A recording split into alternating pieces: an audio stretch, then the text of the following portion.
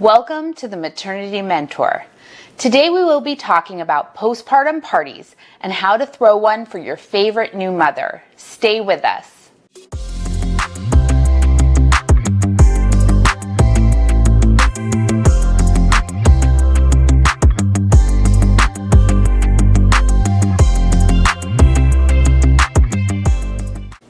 Hi, I'm Samantha. I've been a registered nurse since 2009, working in mother-baby postpartum, NICU, antepartum, and labor and delivery. I am also an IBCLC, I am maternal newborn nursing certified, and I've received training in perinatal mood and anxiety disorders, as well as perinatal bereavement. Postpartum parties are a great way to celebrate a new mother or new parents. However, you may have never heard of one. So, what is a postpartum party anyways?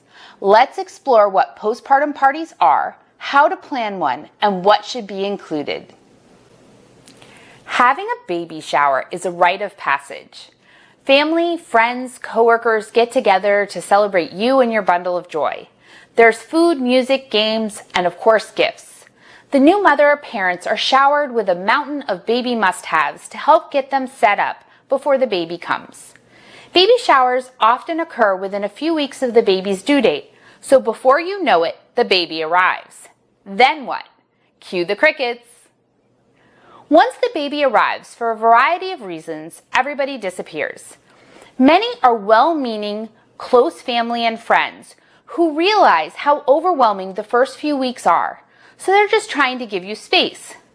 More distant friends don't actually disappear, but simply go back to their regular, every once in a while schedule with you. This can leave you feeling very isolated and alone. This brings us to the postpartum party. A postpartum party is exactly what it sounds like, a party that takes place after birth. It's a way to celebrate new moms and new families. Giving birth leaves moms feeling overwhelmed and often lost. Up to 80% of new mothers experience postpartum blues after birth, which places them on an emotional roller coaster. Additionally, studies have shown that nearly 1 in 7 women will develop postpartum depression. Add to that up to 25% of new mothers have poor maternal confidence that lasts sometimes 6 months or longer. And what does this spell out? A mother who needs support. We come together for baby showers to show our support to the new mother or couple. Well, these same mothers and couples need our support after the baby arrives. Having a postpartum party fulfills this need. It allows friends and family to offer their support and help proactively. This reminds mothers who their tribe is and who they can call on when they need help. For more information on postpartum blues and postpartum depression, see our video on this. We will link that in the description below. Most baby showers are planned in collaboration with the mother or couple. The same thing should happen for a postpartum party. Mothers now have a new baby in the mix, and they will need to carefully arrange their schedule so they can attend this party. However, new mothers should not be taking the lead on this. They already have their hands full. The obvious person or persons to take the lead are those who planned the baby shower. They already have the guest list from the baby shower, which makes planning easy. Always consult the new mother or parents prior to sending out invitations to ensure the guest list is still accurate. New mothers may have been fine to see coworkers while pregnant and glowing, but now they'd rather avoid them in their current sleep-deprived state. Additionally, the guest list should be reviewed for out-of-town invites. Baby showers can bring people in from out of town, which can be a wonderful treat for the pregnant couple. However, having someone fly in after the new baby arrives could lead to a week of obligatory visits and outings the mother might not be prepared for. Finally, go over the number of attendees related to the physical space. Baby showers and postpartum parties don't always take place in the same place. Before we continue, please remember to hit the like button and subscribe so we can continue to create this content. Now, let's talk about the location of your postpartum party. Location is a very important part of planning a postpartum party.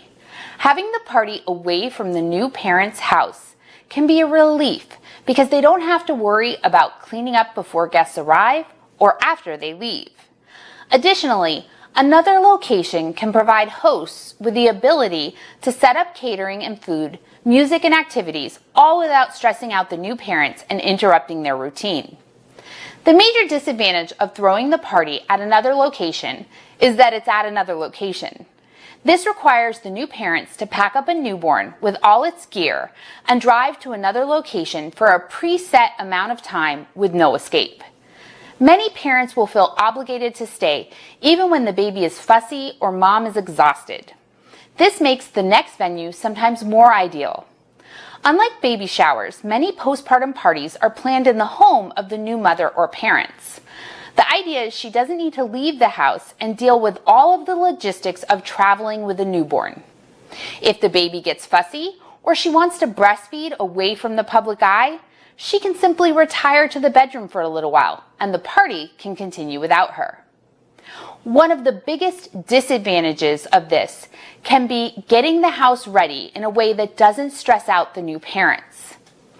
It is essential that decor be kept minimal and the focus is on helping straighten up the areas where guests will be allowed to mingle. If the space is small, this will probably also be a marathon party. This is where guests are invited to the party for preset time periods, so the space never gets overwhelmed with too many people. The host should oversee making sure guests are aware of the time slots and ensuring they are exiting at the appropriate times. This ends up being a longer party, but can sometimes be more enjoyable with smaller amounts of people celebrating at one time. So, you've been invited to a postpartum party, or you're planning a postpartum party, but you are wondering, what should the guests bring? Well, here are some suggestions. Start with having every guest bring a meal with them. This can be homemade or in the form of a restaurant gift card. Cooking is one of the hardest things to do after giving birth, and food is usually greatly appreciated. Make sure guests bring food dishes that are in disposable containers so new parents don't have to return anything. Also, make sure all the meals are freezer friendly or the couple may be throwing away a lot of precious food within the week. Prior to the party, have guests sign up with what they want to bring, so a variety of freezer meals are brought instead of 10 lasagnas. Guests can also sign up for future slots and bring dinner on the designated nights they requested. A fun idea for the gift cards is to get a card box like the ones you see at weddings or big birthday parties. Possibly decorate the outside with the name of the baby, as well as the date of birth and the measurements of the baby.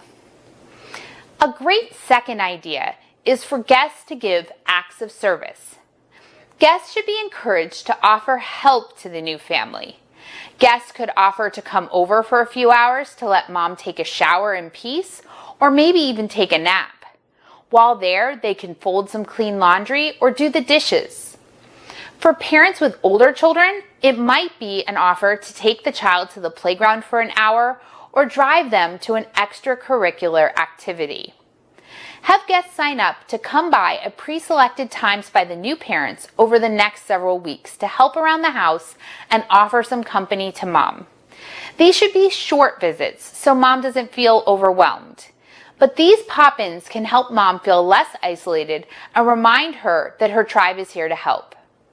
Other popular gifts include an aftercare basket full of postpartum must-haves like witch hazel pads and comfortable clothes, gift cards for spa services, manicures and pedicures, gift cards for a massage, walking the dog, driving mom to appointments or the pediatrician, paying for a maid to deep clean the house, hiring a lactation consultant to assist with breastfeeding, and of course, babysitting services.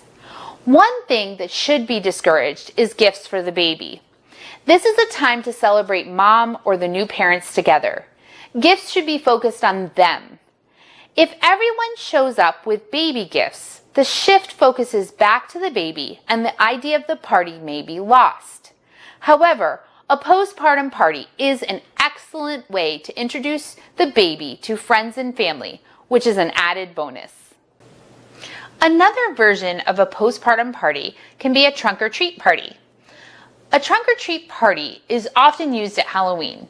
Usually, people decorate the trunks of their cars and have candy inside for trick-or-treaters. This type of party can be ideal for parents who don't want to travel away from home for a party, but also don't want to hold a party inside their house. This can also be an option for parents who don't want to expose their newborn to a whole bunch of people yet. Setting up a trunk or treat drive-by party can solve this issue. The host can decorate the front yard and have a space for guests to drop off their gifts in the trunk. The new parents can come out and greet guests as available. The rest of the time, the host can be in charge of greeting and mingling with guests. Guests should be told ahead of time what to expect so no one walks away disappointed. This can be an ideal format for organizing meal trains and getting people to sign up for those pop-ins.